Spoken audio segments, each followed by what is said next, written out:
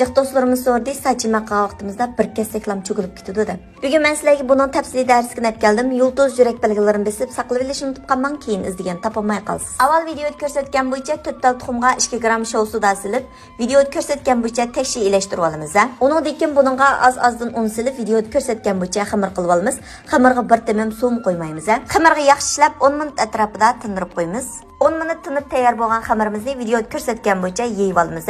Xamirning nepiz qililigini cho'churning jiltisini ochgandek nepizala deyib olsanglar bo'ldi. Bekmi nepiz qilmaymiz, bekmi qalin qilatmaymiz. Diqqat qildiganlar xamir yayganda ustiga sepga un, qumoq kraxmalining uni. Endi mingul yeshil o'lchimidagi tunni siqim sapsarang yig'dan qo'yib yaxshi qizitib olamiz. Mingul markasidagi maylarimizga har qaysi joylardan vakolat qabul qilamiz.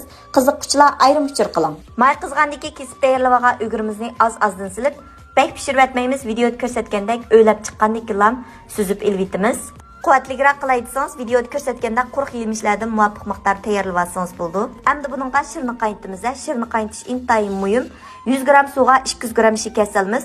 Buni tangshiyamay qolsanglar, 1 chini suvga 2 chini shakar qo'yamiz. Shakar qaynab videoda ko'rsatgandek ko'pik holat yetganda 2 qo'shq atrofida asal qo'yib etamiz. O'tini bo'sh qilamiz. Shakar bilan asal qaynab videoda ko'rsatgandek mushundaq elastikli holatga yetgan vaqtida patnusning tegini maylab, abiyaqqa quruq yemishlarni ustiga chiroyli chechib olamiz. Endi o'tini pasaytib, videoda ko'rsatgandek cho'pni ustiga silib, quruq yemishlarni ustiga azroq silib etamiz. Endi buni qiziq vaqtda tekshir elashtirib, qo'l sirtingizni chaqqan qilib, patnusning ustiga ilib, ustini tekshirib olamiz. Ko'rib mishay kapsizlar do'stlar, qo'shmaganlar qo'shib elinglar. Sizlar uchun yaxshi mazmunlarni chiqarib berish uchun kunda tirishiman.